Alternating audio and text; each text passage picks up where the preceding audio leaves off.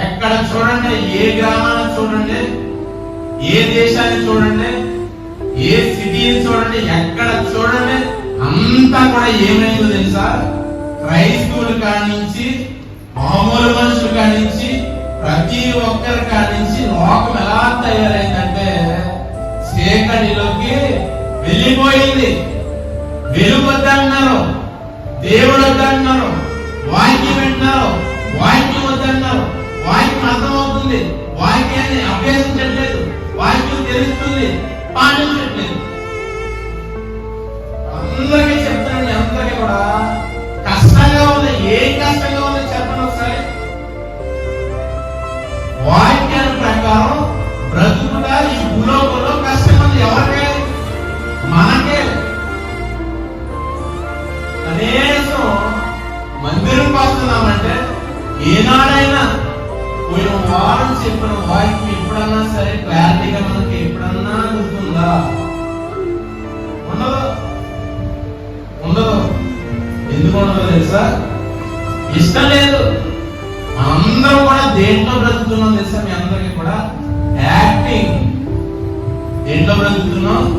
Acting లో బ్రతుకుతున్నాం. ఏం యాక్టింగ్ చెప్పండి?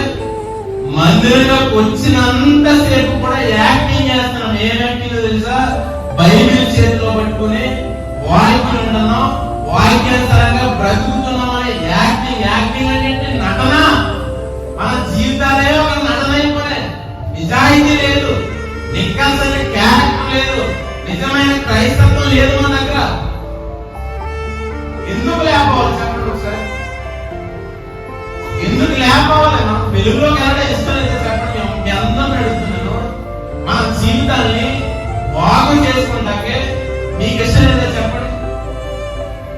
అందరికి ఇష్టమే, కానీ పాటించడం ఎంత కష్టం అవుతుంది. ఉల్లి బతకం. దేవుని వాక్యాన్ని పాటించడానికి ఏంటి?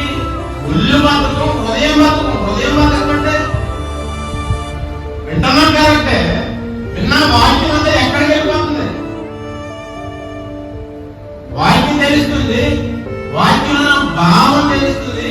ఇదంతా కూడా ఎక్కడికి వెళ్ళిపోతుందంటే హృదయం నుంచి తీసేస్తున్నాం. ఏం చేస్తున్నాం? హృదయం నుంచి తీసేస్తున్నాం.